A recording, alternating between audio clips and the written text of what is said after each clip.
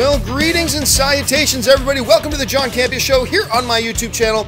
My name is John Campea, and I am honored and privileged to be your host today as we all gather together as movie fans to talk about our favorite things in the world, movies, a little bit of TV shows here and there, maybe a couple of other things if they come up. Here's how today's show is going to go. I have selected out 5 topics that you guys have sent in to me. Now, how do you send in a topic or a question to be on the John Campea Show? It's simple. You just email me anytime at john@thejohncampeashow.com. That's john@thejohncampeashow.com. Make sure you put that word topic in the subject line and make sure you keep the email to 90 words or less, or else I'm not going to be able to even read it on air. Then after we're done that, in the first half of the show, we're going to go to your live questions. 2 ways to get live questions on. The first way guarantees you'll get your question or comment on is to use the super chat. But then I am going to make sure I save a little bit of time to get a couple of tweets as well. To send in a tweet, you simply tweet to me at John Campea. We had an issue with the Twitter stream yesterday. I think I got it fixed, so we'll see about that. And I'll see if I can get to 1 or 2 Twitter questions when we get to the end. Okay, a couple of disclaimers I've been giving while I'm on vacation here. Number one, I'm much better than I was, a few days ago, but I am still a little bit under the weather, so you're going to hear me pausing to cough and hack and wheeze a little bit. So I apologize, but that, it's going to happen.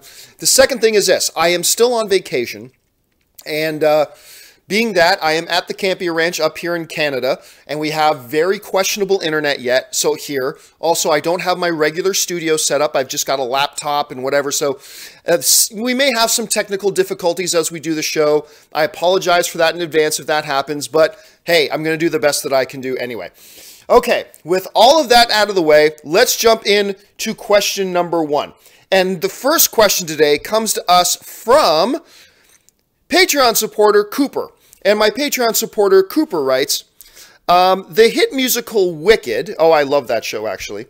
The hit musical show Wicked has been announced for a long time with a December 20th, 2019 release date. However, Star Wars Episode 9 now releases the exact same day. You've said counter-programming can be healthy. However, Wicked is one of the biggest and most popular musicals of all time. Should it move, or is it different enough to stay and be okay? Well, thanks a lot for the question, Cooper.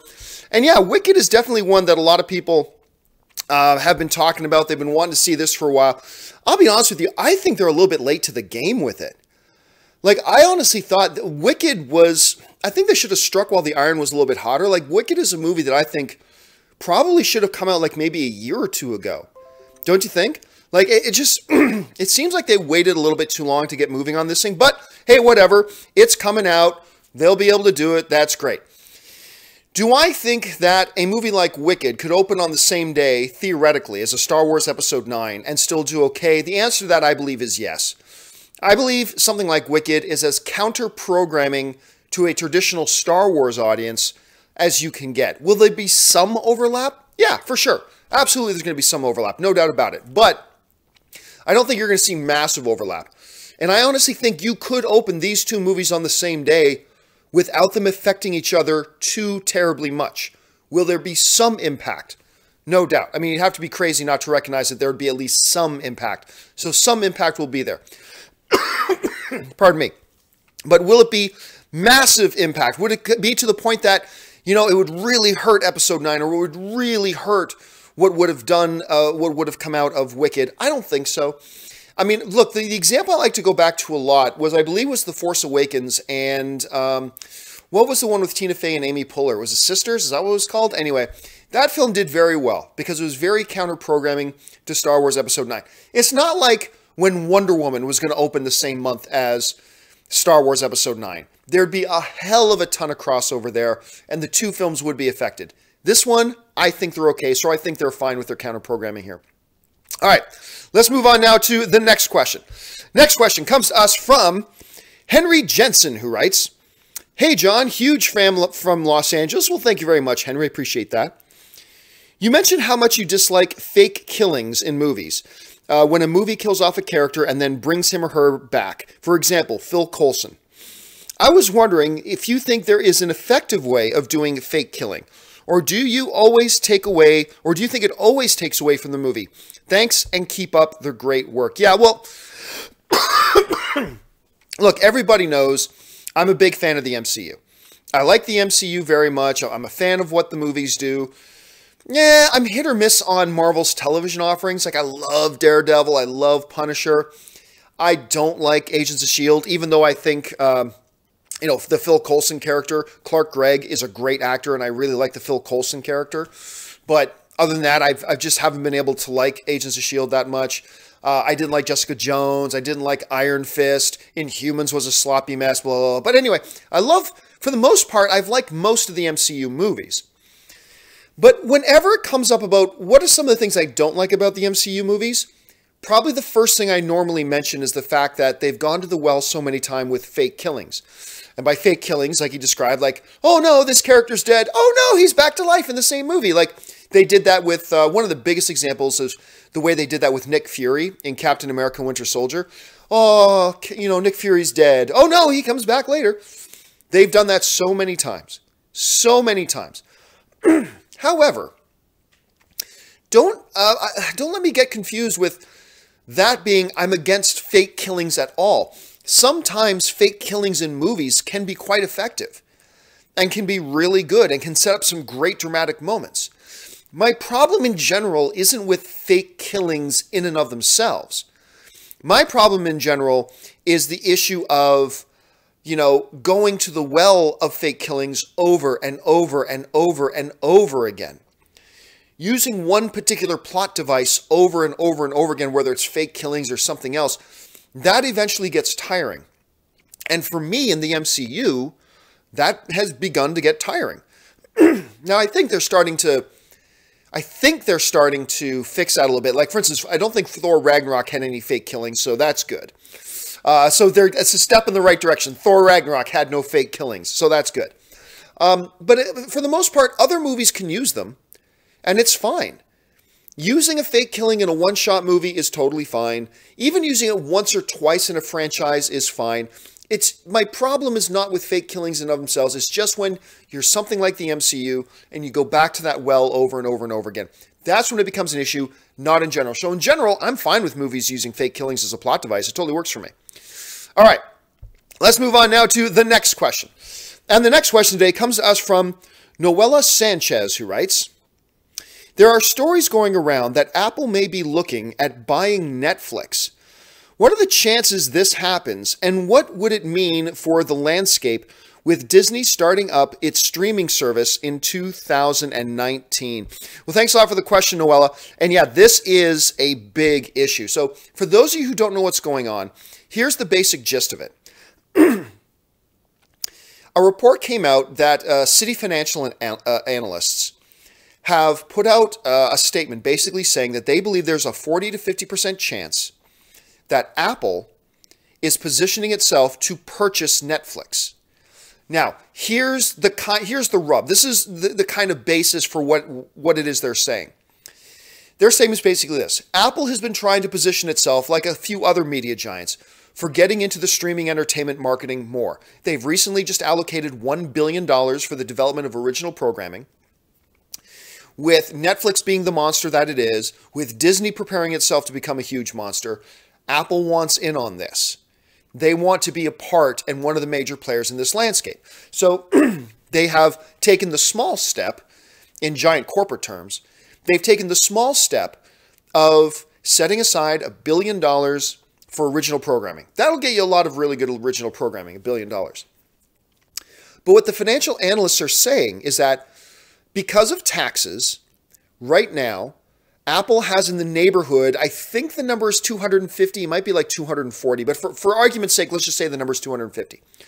Right now, Apple, which is like the most valuable company in the world, has about $250 billion sitting in overseas accounts.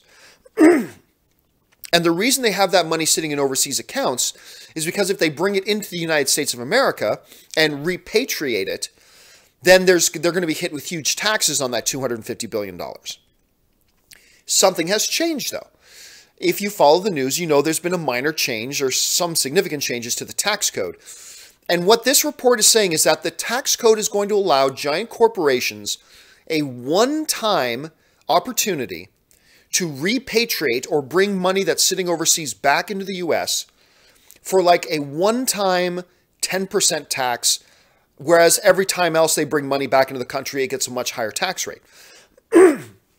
This means, the report says, that Apple could bring in, after taxes, about $220 billion that they then want to put to work.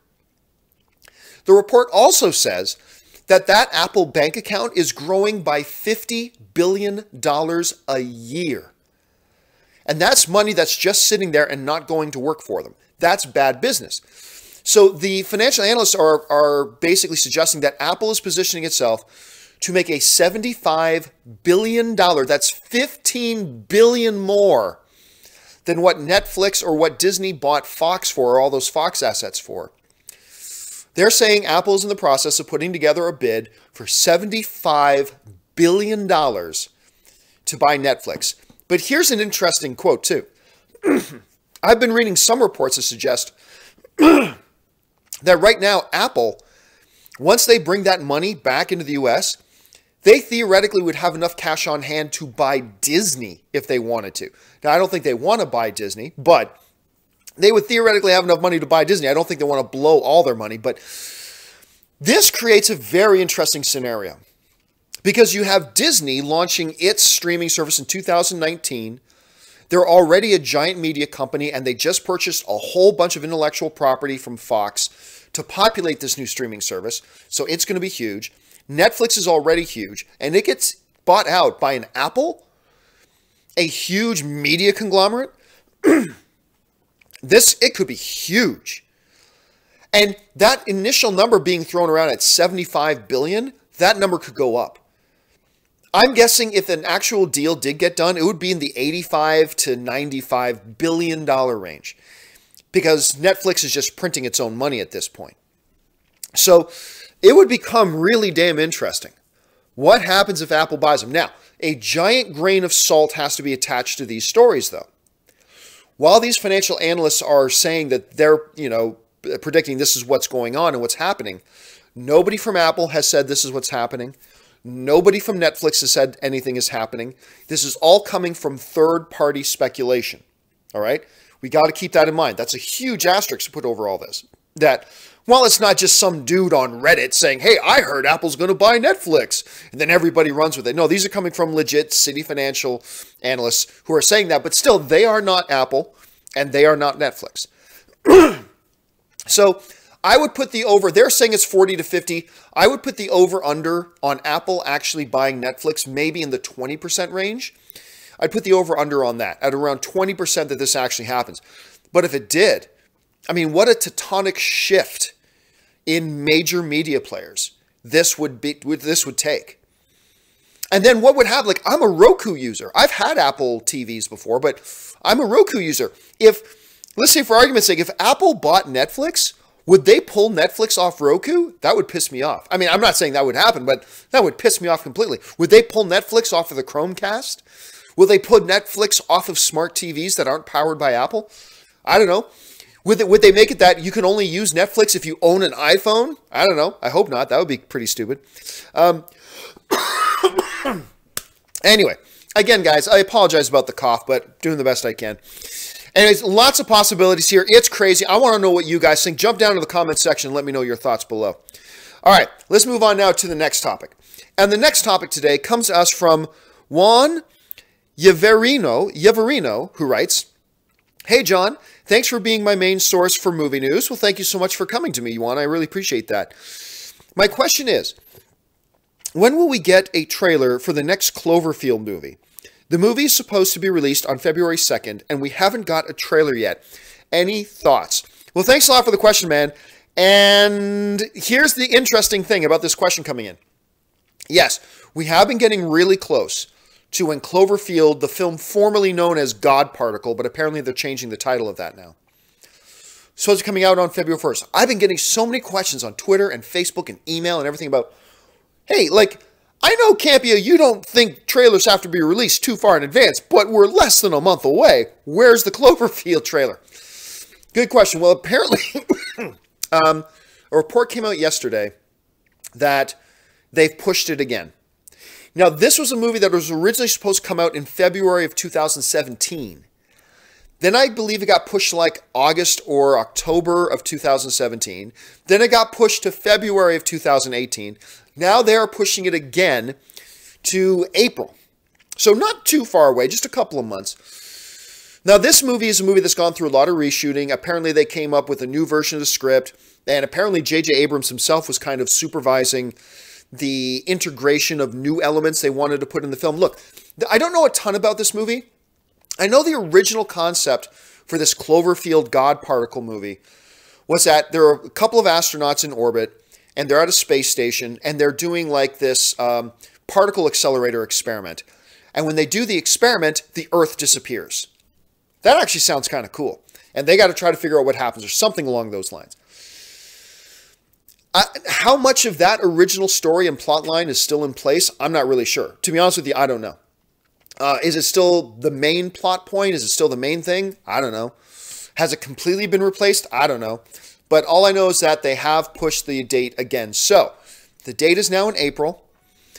But that still leaves us, well, then when are we getting a trailer? We're in January, February, March, April. The movie's 3 months away. When are we going to get a trailer for this thing? I don't know. At this point, I don't even know if it's going to open in April. I wouldn't be surprised at all if they pushed it again to like the end of summer or something like that. But just to, once again, to encapsulate the answer, we may not be getting a trailer in the next week or so because they've moved it off this February release date and they've moved it into April instead. So let's see when the marketing starts. I'll be honest with you, I'm starting to lose interest in this thing. Like, I didn't really like the first Cloverfield movie. I know a bunch of you guys did. That's cool. It didn't work for me. Cloverfield Lane was pretty good. That has some great performances in it too. 10 Cloverfield Lane was pretty good. So I was kind of mildly interested in this, like Cloverfield 3, if you will. And then it got pushed. And then it got pushed again. And then it's been pushed again. And I don't know. I've run out of enthusiasm. I mean, don't get me wrong. The movie's going to come out and hopefully it'll be great. But I am kind of running out of enthusiasm for it because you false started this thing so many times. I don't even know if I'm interested anymore. Anyway, let's move on to the final emailed in topic today. And the final emailed topic today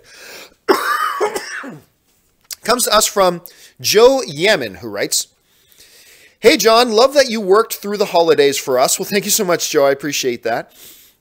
The fact that we haven't seen a Solo trailer got me thinking. Has there ever been a bigger make or break trailer for a movie? Secondly, I believe they are holding it to give The Last Jedi room, but could it be that they're thinking of pushing it to December? Okay, well, that's a whole bunch of questions all in one. Let's get to that first part. Were they holding it for Last Jedi? Maybe. It's possible that they wanted all the attention to stay on The Last Jedi.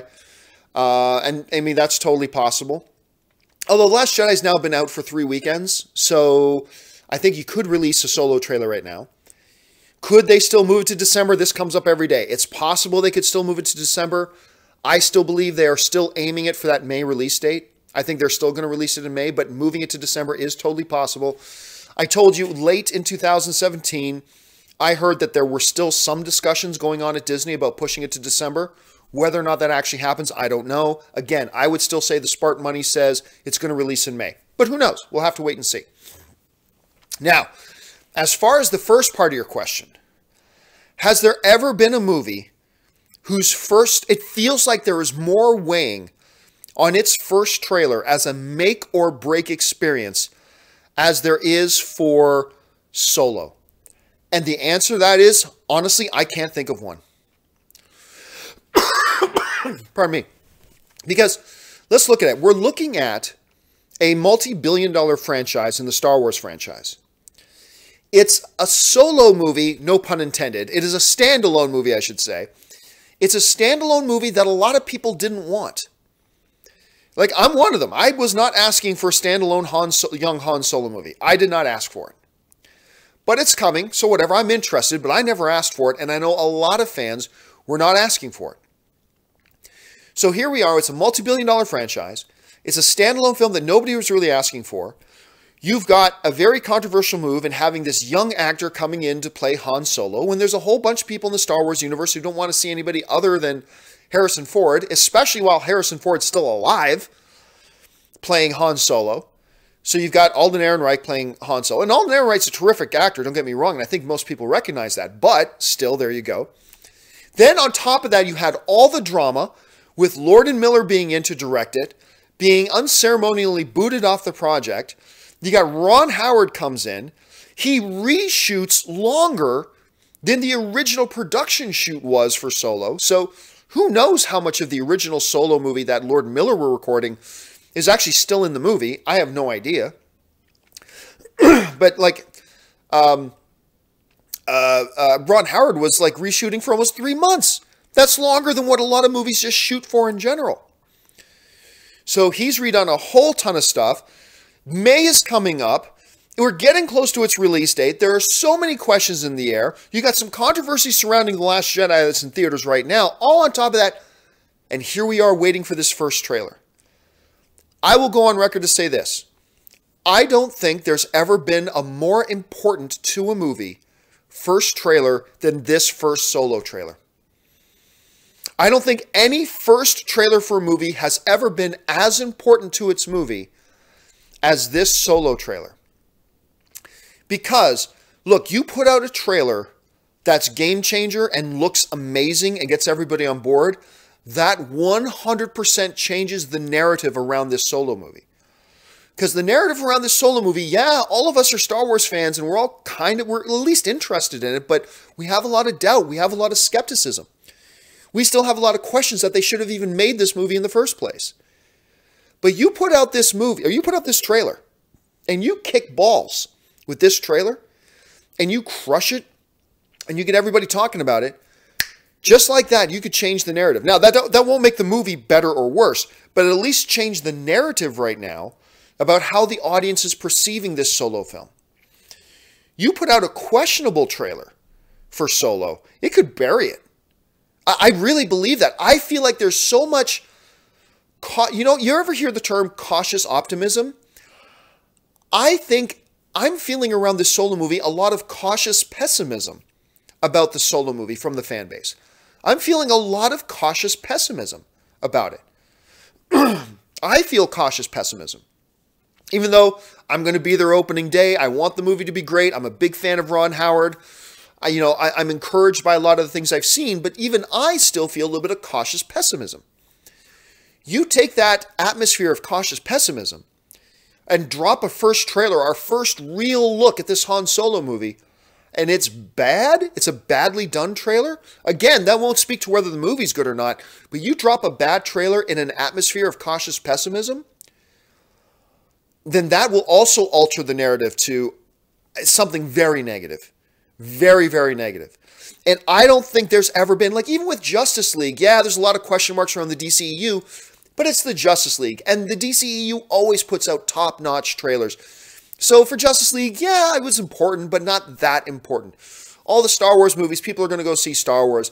It's whatever. There have been a lot of good and important and whatever first trailers, but I honestly can't think off the top of my head of any single film coming out where so much was riding on this first trailer, and how much influence, positively or negatively, this first trailer could have on the overall fan perception of a film. I've never been in a situation, I don't think, where the first trailer is this important. Because, folks, I totally believe this could go either way. I really do. Winning cures everything. You put out a dynamite trailer, I think that cautious pessimism turns to pure optimism. Not even cautious optimism. I think it changes the narrative to pure optimism. You put out a mediocre to poor trailer, it takes it from cautious pessimism to straight out pessimism. And that kind of environment, that type of circumstance, that's going to affect the movie at the box office. And it's going to affect its opening weekend. And it's going to affect its bottom line. I totally believe that. Anyway, so that's kind of my thought on that. I agree with you completely that this is probably the most important one. But pardon me, guys. But let me ask you guys the question. Do you think this is the most important first trailer as far as its relevance to its movie that we've ever seen? Or can you think some other circumstances where more was riding on a first trailer for another particular movie? I'd like to hear your thoughts. Jump into the comments section below and let me know what you guys think. All right, that will do it for the pre-selected questions portion of this show. For now, it's time for me to do, before we go into our live questions, it's time for me to do my 1-minute shameless plug of my Patreon campaign. Guys, for those of you who may not know, Patreon is really the thing that lets me do this thing full time. I dedicate my full time to putting these videos together, putting out nearly as many videos as some previous places I've worked for that have full-time staffs of 20 plus people. I do this by myself, and I'm only able to do it because of the great support of my Patreon supporters. Do me a favor. If you guys watch my content for any period of time during the week, head on over to www.patreon.com/John Campea. Get the information about what it means to be a Patreon supporter. Also, how being a Patreon supporter makes these shows even possible in the first place. And thirdly, what benefits there are to being a Patreon supporter. For benefits like our exclusive Facebook group, audio-only podcasts for our followers, all that kind of stuff. It's there for you. Go and check that out. Okay, with all of that out of the way, you know what? I told you I'm on vacation, right? I've got my dogs sitting here outside wanting to come in. So give me a second. I'm going to let my family dogs in. Here we go. You guys want in? Come on in. Don't knock anything over. Big, giant dogs. No, don't come over here. You're going to knock something over. You guys are way too big. Please don't knock my light over. Go lay down. Good girls. Okay, so anyway, sorry about that. All right, let's get on to the live questions that you guys have sent in to me. Let's see if this is going to work today. And we start off with our, hey, look, it's probably going to work today. We start off with our first live question today. And our first live question comes to us from Adam Griffin, who writes, prediction, week 1 of 14, or January 14, I'm not sure what you mean, week 1/14, the Han Solo trailer drops 4 weeks prior to Black Panther. Gives enough time to hype to settle and the Black Panther advertising to ramp up. Oh, so the week of January 14th. It's not a bad idea, to be honest with you. I don't think that's a terrible idea. I don't think that's really outside of the realm of possibility either. I think that's something they could totally be looking at doing. Absolutely.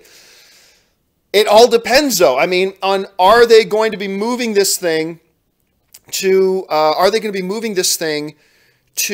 December or not? If they are going to move to December, then we're not. And you know what? I'll say this. If we don't get a trailer by December or by January 21st, so that's a little under 3 weeks away. If we don't get a trailer by December, or by January 21st, I think it will move to December. I really do. I think we're going to get this solo trailer in the next 3 weeks, or they're moving it to December. So, I mean, I got nothing to back that up with, but I think that's probably which way the tea leaves will be pointing if that's going to happen. All right, let's move on to the next question. Vikram Gopinath just sends in a super chat. Thank you so much, Vikram. I appreciate that. James XZ writes, will you review All the Money in the World? I haven't had a chance to watch it. To be honest with you, again, I've been on vacation, so I haven't had a chance to watch it. I got a feeling that by the time I watch it, it'll be too late to really review it, so I probably won't be doing a review of the movie, although you might hear me mention it on the show, but I probably won't be doing a review for it. Let's see. This next one. Really Tired 64 writes, will Rey build her own lightsaber, and if so, do you think it will be a double-bladed so she can use it like her staff? Well, I actually mentioned on the show the other day, I think she is going to build a new lightsaber, and I think she's going to build it into that staff. It would seem like a waste for them not to. I mean, she has fought with this staff her whole life. So it seems to me she would be incredibly badass using that staff as a double-bladed lightsaber. So I have nothing to back this up with. I'm just taking the guess that, yes, that's what they're going to do. Rey is going to build her lightsaber out of that staff, and that's what they're going to use. Okay, let's see. Mason Barr writes, was wondering your thoughts on the Tremors films. If I'm thinking of the right films, is it Tremors? The films with the giant slugs underground that Remo Williams and Kevin Bacon starred in? If that's the one we're talking about, and I could be wrong, I loved the first one. The first one's a classic to me. I can watch that one over and over again. Did not like any of the rest of them. And didn't they have a TV show for a little while too? If so, if they did have a TV show, I think they did. I don't think I ever watched it. But I really enjoyed the first one. Didn't really like any of the other ones, to be honest with you. But that first one I think is classic. I'd be totally down for them remaking the original, by the way. I think that'd be great. Let's see. Next one comes to us from Alan Gonzalez, who writes, why comic book movies don't make new material instead of basing the movies out of comic book storylines? Well, they do make new stuff. You can say to me, but John, I mean, Captain America Civil War, that was a storyline in the comic. Well, yes and no. You know, guys, forgive me, but I'm coughing too much. So I'm going to pop into Halls. So you're going to hear me smacking my lips even more than I normally do, but it's going to help me not cough as much. Okay. Yes, they made Captain America Civil War, but the movie Captain America Civil War was so radically different from the comic book storyline.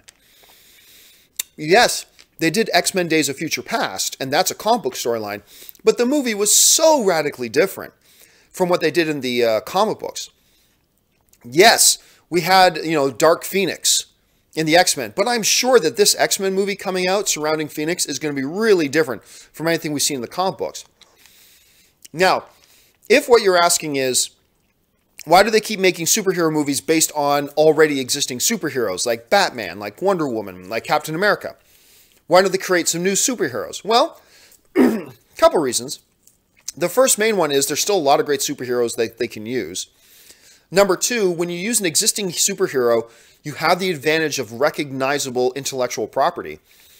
I mean, you can make a movie about, I don't know, Felipe, the sentient dancing microphone. You can make a movie about him, but now you've got to get everybody on board with that. And you got to get people to know who that is and what that is. And I mean, I really don't know if that's the case. We really don't know if that's going to work or not.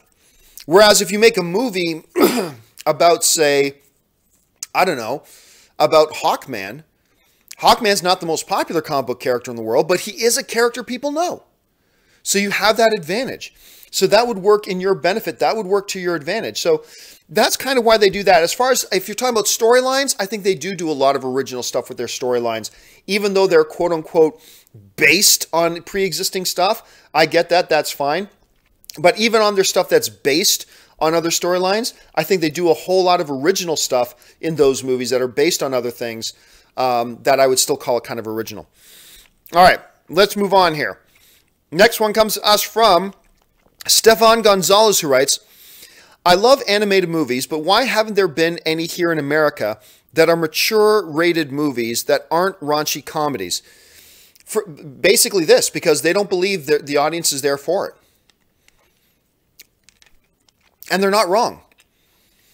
They believe that just a mature, dramatic, animated film is not going to get a lot of people out to the movie theaters. And I got to agree with them. I don't think they're wrong.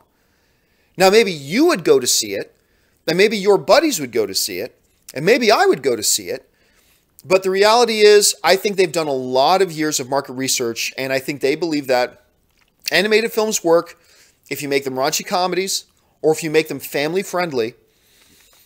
They don't necessarily need to be kid films, but they need to at least be family-friendly to get the adults out to come to see it. And I don't think you can just do an animated, dramatic movie that would do really well at the box office. And that's really the bottom line. So I think that's why they haven't done that. And who knows, maybe a film could come along that could totally change that. But for now, that's why studios don't do it. Mason Barr writes, loving the content. Keep it up, man. Thank you so much, Mason. I really appreciate that. It is really odd. By the way, thank you guys for hanging in with me as I do this show. The production value isn't as good. Some things technically go wrong. I'm sick. I'm on vacation. I'm not in my studio. And yet you guys have hung in there with me. I really appreciate that a lot. Okay. Tony Bush writes, oh my God, Runaways last night. Listen, I got to fast forward because I did not see Runaways from last night. So I'm sorry, dude. I appreciate you asking the question, but I'm skipping by it because I don't even want to risk that you give a spoiler away in it. So I'm skipping by it. But I'm loving Runaways. I'm loving this show. Actually, Runaways and Gifted are two shows that I will confess I was kind of pessimistic about this year as far as comic book television shows go. And I'm really into both of them. I've been enjoying them both very much. Saiyan Tan Bizwaz writes, take some medicine and feel better. Well, I have been taking medicine, which is why I feel a lot better. But this cough is just, yeah, you guys who've been watching me for a long period of time, you guys know that when I get a cough, it can hang in there for like 2 months. So I'm hoping I can get rid of the super a lot faster, but I'm feeling better. I don't feel sick, but this cough is hanging in there. It's really frustrating, but thanks for the input, man. I appreciate that. Vikram Gopinath writes, hey, man, lots of love from Melbourne, Australia. Well, thank you so much. I've got some really good friends from Australia. 1, as a cop, want to know your favorite cop movie, and 2, your best and worst previous colleagues. Well, I'm not going to talk about previous colleagues. I'm not going to do that. But my all-time favorite cop movie is an Asian film by the name of Infernal Affairs. Now, if that title sounds familiar to you, it's because Infernal Affairs is the movie that Martin Scorsese based his Best Picture winning movie, The Departed, on. The one with Jack Nicholson and Matt Damon and Leonardo DiCaprio. The Departed is a remake of Infernal Affairs. Infernal Affairs is my all-time favorite cop movie. And I love The Departed, too, as a remake. I love the remake. It's great. But, yeah, my all-time favorite cop movie is Infernal Affairs. If you guys get the opportunity, check it out. I really love it. Let's see. Redville writes, since you are still on vacation, if you still have a bit of time, make sure to check out Netflix's Dark. It's so good and needs more recognition. Cheers from Vienna, Austria. Well, thank you so much. A lot of international love today from my international friends. Appreciate that. And a good recommendation. Check out Dark on Netflix. All right, I will try to if I can. You know, here's the thing, though. It's funny. I'm on vacation, but I only get to come home once a year. So I want to spend a lot of time just with my family. I want to spend some time with my dogs. I want to visit my extended family because my entire Italian family is here. So I haven't even seen my nonna and my nonno yet. I've got to go see my grandparents. I'm going to go see them today. I still haven't visited with any of my friends in town yet. Like, I still got to go see a bunch of my friends, including Rodney, who's been on my Star Wars Talk Tuesday show. I haven't had a chance to get together with him yet. And then Ann and I want to do some shopping. I want to take Ann some sightseeing, all this kind of stuff. It's crazy. I'm on vacation, yet I'm still pretty busy. So if I get a chance, I will watch Dark. Thank you. Let's see. Harris Hussick writes, I know you're a huge fan of Space Battleship Yamato. I am, also known as Star Blazers. But what more anime do you watch? I love Dragon Ball Z, Attack on Titan, Akira, and many more. I don't watch a ton of it. I mean, look, I've watched all the ones that you've mentioned. I've watched all the popular ones. I got to admit, I sat down, I bought the books, and I sat down also to watch Attack on Titan. I wasn't overly impressed. And I know a lot of you are screaming at me right now. How can you not love Attack on Titan? I didn't love it, to be honest with you. I'm not a big Dragon Ball Z fan. Never have been. Akira, obviously Akira is Akira. It's an all-time classic, so that's great. But most of the anime that I watch has been the popular anime. The anime that when you mention in a conversation, most people will at least recognize the titles. I'm one of those anime fans. But yeah, my all-time favorite is Space Battleship Yamato. Still is. Still is to this day. Let's see. This next one comes to us from Kick It to the King Productions, who writes, there is a tinge of sadness of that we see the end of this current X-Men run and makes me want to go back and watch the previous X-Men movies as we look forward with another incarnation into the MCU. Are you feeling the same way? Well, I'll be honest with you. I was kind of feeling that when they did X-Men First Class. Because X-Men First Class represented kind of a passing of the torch. Like, it was the end of an era. Despite X-Men Days of Future Past, X-Men First Class marked the end of an era. The era of Patrick Stewart as Professor Charles Xavier. The end of the era of Ian McKellen as Magneto. The end of an era of, Storm and Rebecca Romaine Stamos as, why am I forgetting her name? I'm forgetting the name of Rebecca and Jennifer Lawrence's character. Why am I suddenly blanking on that? Anyway, that was the end of that era. And as much as I like X-Men First Class, not as much as most people, but I still liked it very much. As much as I love X-Men Days of Future Past and all that kind of stuff, there was a tinge of sadness for me that that era of X-Men films had ended. And right now, let's keep in mind, we don't know that the MCU isn't going to use this incarnation of the X-Men. We don't know that. They very well may use this incarnation of the X-Men in the MCU. Nobody has said anything official yet. Now, yes, I agree. I think the likelihood is that they reboot the X-Men to come into the MCU. I think that's the most likely scenario. But hey, we never know, right? So let's just, before we have our little funeral, let's see what Marvel actually decides to do. Let's see what Kevin Feige and Alan Horn and Bob Iger decide to do with these properties before we get too upset about anything. But yeah, I'm with you on that, man. I really am. All right. Oh, and by the way, guys, if you have not sent in a super chat yet, please send in no more super chats. I should have mentioned that a little while ago. Please, no more super chats as we move forward. I want to make sure I get through the ones that we have here. All right. This next one comes to us from Entertainment Buddy, who writes, advice on binge watching when busy / with school and work. Go to bed early, binge watch in bed. That's what I normally do when I'm really too busy to binge watch. I hop in bed and I commit a couple of nights to being up too late. You know, being up maybe till 2:30 in the morning so I can binge watch like 3 full episodes of something. So yeah, if you're really busy with work, with school, whatever, the best time to binge watch is, I mean, it's going to mean going a week with too little sleep, but if you can squeeze in like 3 to 4 episodes a night, go to bed just a little bit earlier, be committed to staying up just a little bit later, that I find is a good optimum time to binge watch for me. But what do you guys think? When do you binge watch? Do you binge watch over days, or do you like try to pick 2 to 3 days back to back that you just got empty time so then you can just sit down and watch all the way through it? Let me know how you guys do it. Jump down there and let us know. Let's see. Tony Bush, who I couldn't answer your question on the Runaways. Tony Bush writes, So Cloverfield worth no title got pushed to April, same month as Quiet Place. Just interesting, even if they are separate. Well, for those of you who didn't watch yesterday's show, somebody brought up an interesting theory. And that interesting theory was that the new Cloverfield movie is actually A Quiet Place, the one with John Krasinski and Emily Blunt. The big thing that makes me lean against that is the fact that the original story of Cloverfield 3 had to do with astronauts in space. Did they change it that much that it became A Quiet Place?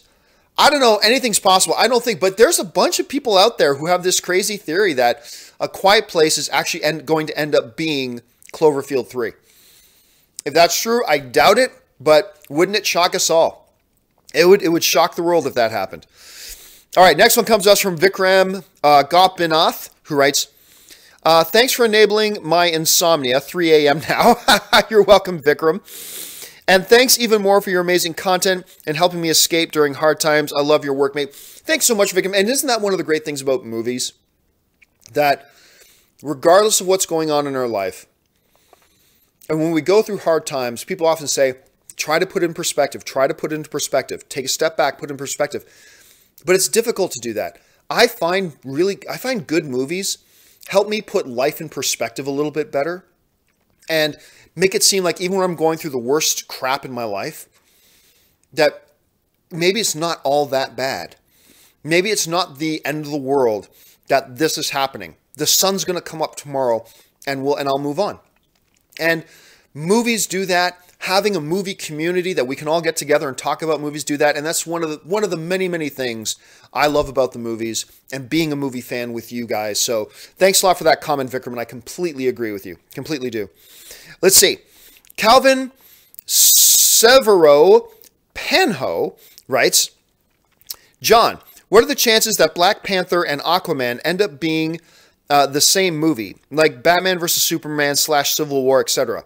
Both are returning to their people to become kings, fighting with a parent. Thanks. I think, look, personally, Batman vs. Superman and Civil War, to me, were nothing alike.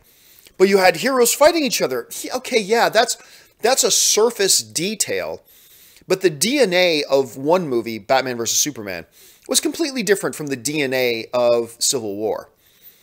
Were there some surface similarities? Sure there were. But you can find surface similarities in just about any two movies if you really wanted to. But I think the DNA of those two movies were very different. Well, Aquaman and Black Panther share some surface similarities. Sure, I suppose that they will. But I think the DNA of those two movies are also going to be very, very different from each other. I really do. So, will there be some similarities? Sure. But would I call them the same movie? I highly doubt it. Highly, highly doubt it. But hey, thanks a lot for the question, man. All right, next one comes to us from Devontae Brown. John, analysts predict that Amazon buys Target. Crazy? Well, Amazon bought a retail food chain recently because Amazon's been wanting to expand their brick and mortar presence to go along with their dominant digital presence. So the idea of them buying Target is not that far-fetched. I mean, Target just had a big failure in recent years. I remember they expanded to Canada a couple years ago, and they flopped. Canadians just rejected them, and they finally closed up all their shops and moved back out of Canada. So maybe Target, as we call it sometimes, maybe Target, maybe they're open to being sold. And if Amazon really is expanding their brick and mortar philosophy to go along with their dominant digital presence, it's not that crazy. Not that crazy, so you never know. Right, Joel321 writes, is Hamill now more likely to get new screen roles? I'll be honest, I don't know that Mark Hamill wants new screen roles. I really don't. And then you guys know I hang out with Nathan Hamill sometimes, who is Mark Hamill's son. Don't get me wrong. I have no connection to Mark Hamill. I hang out with Nathan sometimes.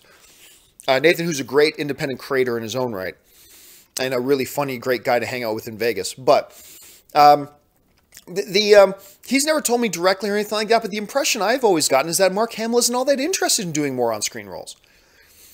I mean, I think he's set for life. I don't. Why would he want to work?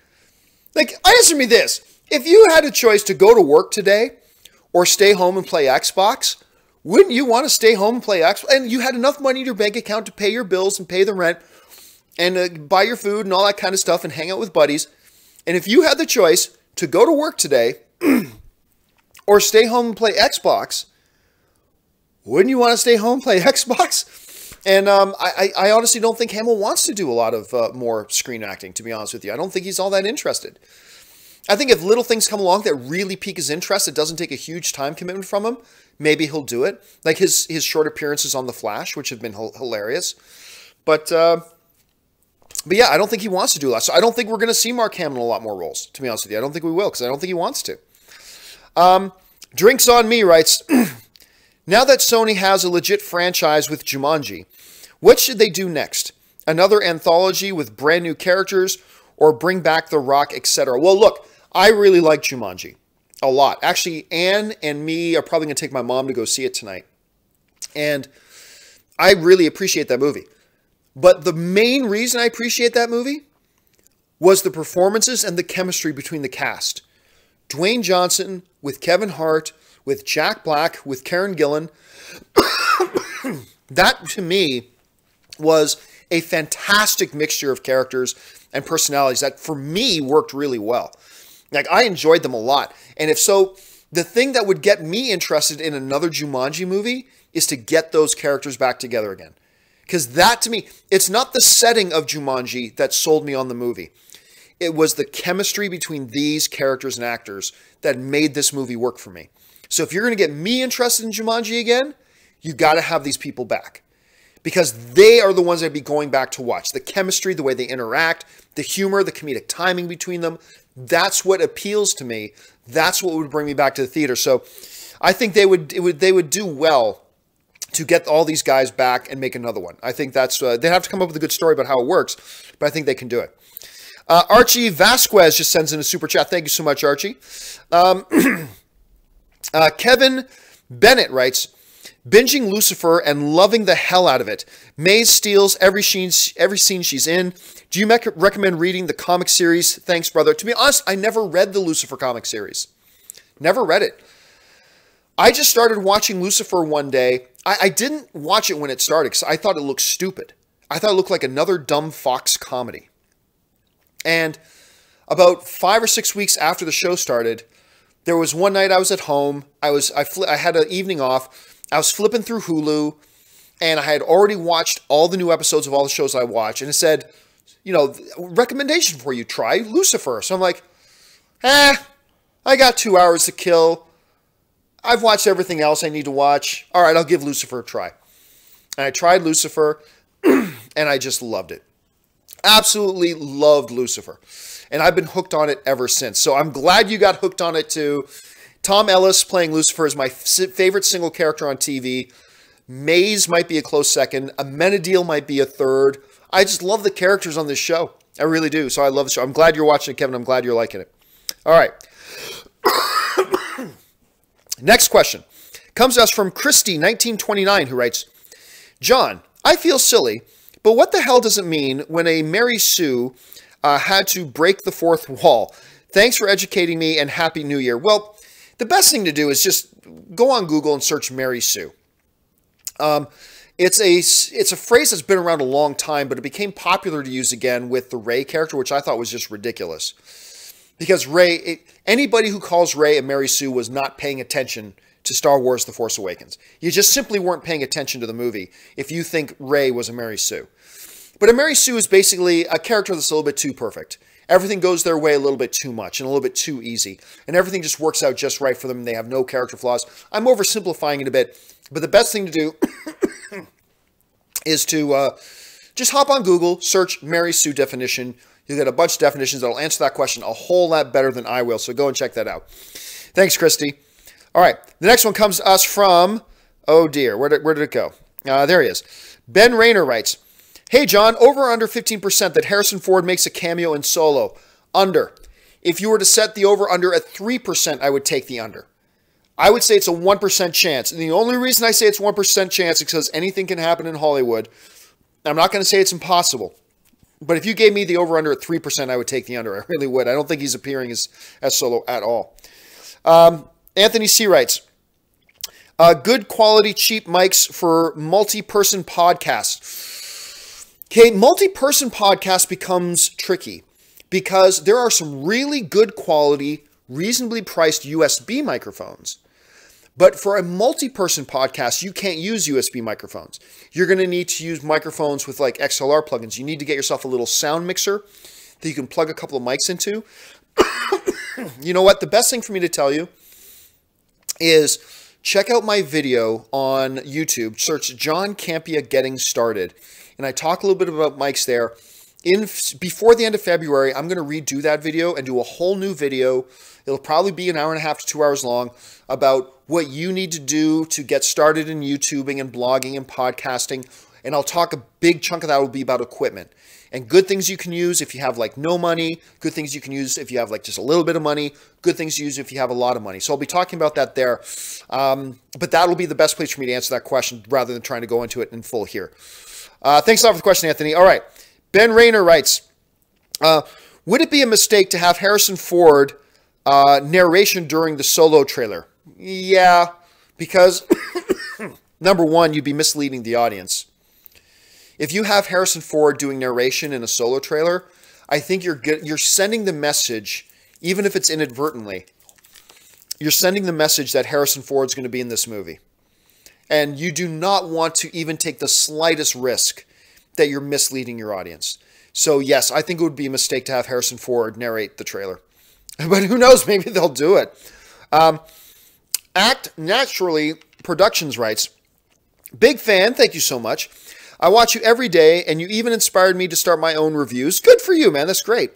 My question is, do you think a studio could create their own superhero cinematic universe of original characters? Absolutely they can. Absolutely they can. It's a risk. It's going to take a lot of money. It would take a big commitment, but it absolutely can happen. I don't know of any plans to make it happen. I don't know of any studios that are willing to roll the dice on that yet, but can it be done? I absolutely believe it can be done. Which studio will take the risk to do it? Well, Warner Brothers already has their DC. Disney already has their MCU. Maybe Paramount, maybe Universal, maybe a Lionsgate. But it can be done. It's an uphill battle. You'd have to make them really great, but I think it's possible. It could be done. Right. Toonie Tube writes, so, then I'm the only one who is really excited for the Solo movie? No. You're not the only one. I'm sure there are a whole bunch of people that are excited for it. I just think that the majority of people out there, even the ones who are going to be there opening day, have that cautious pessimism. I'm going to be one of those people. Like, hey, it's a Star Wars movie, so I'm there. And I'm going to be there the very first performance that it has. But right now, my expectations are cautiously pessimistic. But I still believe there are a lot of people who are excited about it. So no, man, Toonie, I don't think you're alone. Kev X writes, most anticipated movie of 2018? Well, I mean, I've answered that question before. It's Infinity War. But a little bit later today, I'm putting up my movie on my top 10 most anticipated movies of 2018. That goes up later today. Also, my video on what is the best movie card for you to get for 2018? Movie Pass or Cinemia? I'm going to be doing a video a little bit later today comparing the two cards and my recommendation as to which one you should invest in. So check that out. Just a couple more here. Ash here writes, hey John, have you heard the rumor that back in 1996, Tupac originally auditioned for the role of Mace Windu for George Lucas? Great choice in my opinion. Why would you say it's a great choice? What acting has he ever done? Like, seriously, what legitimate acting? I don't understand why people think any musician who's never done any acting is a great choice. I've never understood that. So, no, number one, I had not heard that rumor. Number two, unless I'm missing some huge body of work that Tupac did as a actor, as a film actor, unless I'm missing something, I don't see why it would have been a great choice. Just because you know his name and he's good at one thing that has nothing to do with movies. I'm not sure why that, maybe I'm missing something. Maybe, John, you're forgetting Tupac did this, and this. Maybe I'm missing that. Jump in the comment section, let me know if I am. Other than that, I don't see why you would say that over a Samuel L. Jackson, who's a great screen actor. Anyway, that's just my thought. Let's see.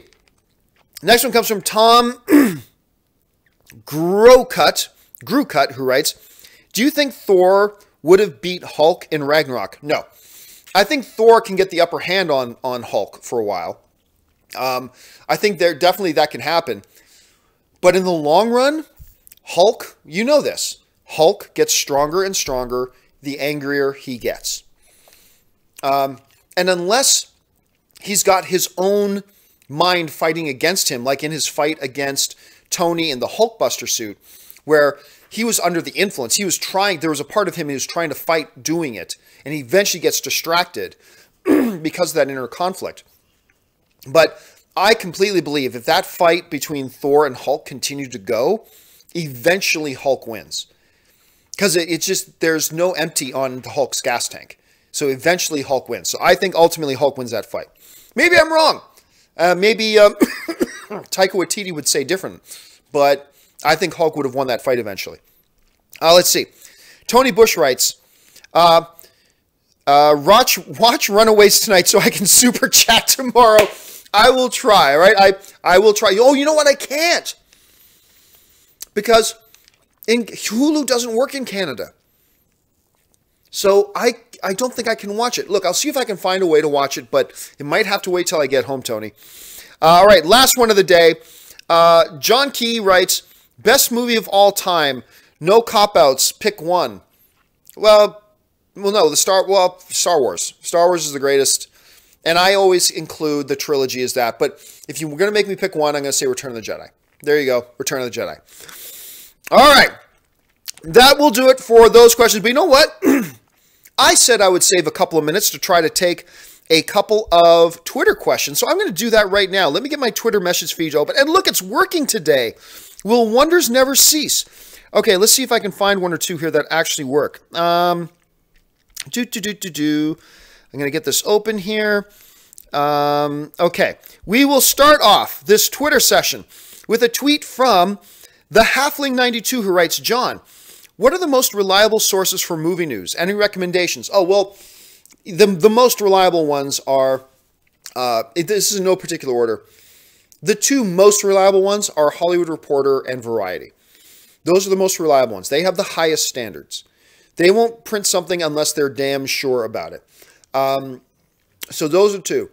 Next level down would be stuff like Deadline and The Wrap, or the next tier down. They're both pretty damn reliable. And then you get your next level down, which are really more kind of blogs, but they're still fairly reliable. Those are going to be sites like comingsoon.net and Slash Film. Slash Film's another one. I know Peter Soretto over at Slash Film does a really good job of trying to vet out what's real and what's not before they print it. Not that they never make mistakes, they do, but they're pretty good. So yeah, I'd say top tier on my recommendation list, top tier, Hollywood Reporter and Variety. Next tier down would be like a Deadline and Variety. The next tier down would be something like Coming Soon and Slash Film. So those are all sites that I'd say are pretty reliable for you to get your stuff on. I could say something really nasty right now, but I'm not going to. Anyway, okay, let me see what else is here. Let's see. Let's try this one. This one comes to us from GramBro19 writes, John, I would say Moore was writing on the first teaser trailer for The Force Awakens was more important being Disney's first. See, the reason I disagree with that is because even before the first trailer came out, everybody was excited. Everybody was excited that Star Wars was coming back. And so, hey, was it still important that the first trailer crushed it because everybody's watching it? Absolutely, it was still important. First trailers are important. But there wasn't nearly as much riding on it, I don't think, as there is on this Solo film. Because everybody was on board for the new Star Wars. Everybody was psyched that the new Star Wars was coming. And that's not the situation with Solo. So to me, and you might think differently on this, and that's totally fine, but for me, it seems like the situation that Solo is in makes that first trailer even more important. So that's just kind of the way I see it for as far as that goes. All right, guys, that will do it for me. We've passed the 1 hour mark for this installment of the John Campea Show. Thank you guys so much for joining me here today. It means a lot that you guys come along and talk movies with me. This is a lot of fun. Remember, one video I got coming later today is the best movie card to use this year, Movie Pass or Cinemia. I'm going to be breaking those down at length and talking about which ones I think has the advantage over the other. Make sure you check that out later today. I'm going to try to get my most anticipated up today. If not, then it'll come tomorrow. But I'll try to get that one up today. Yeah, and a whole bunch of other stuff going on here. Thanks so much for joining me, guys. Don't forget, click on that subscribe button. We have over 100,000 subscribers now, but we got room for a whole lot more. Make sure you become a subscriber to my YouTube channel. Just right now, stop what you're doing. Click that subscribe button. Make sure you click the thumbs up button. Leave a comment below. Remember, as we're debating with each other in the comment section, that we're all on the same team. We're all fellow film fans, even if we have different points of view. Because that's the most fun thing, is when we have different points of view. Yeah.